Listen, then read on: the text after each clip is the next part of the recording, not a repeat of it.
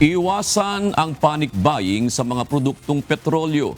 Ito ang apela ng Department of Energy sa publiko upang hindi maubusan ng supply ang mga gas station.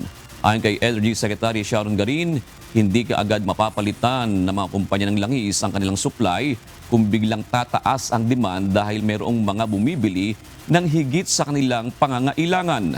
Nag-abiso rin ang DOE sa publiko na huwag mag-iimbak ng langis sa kanilang bahay dahil maaari itong magdulot ng peligro.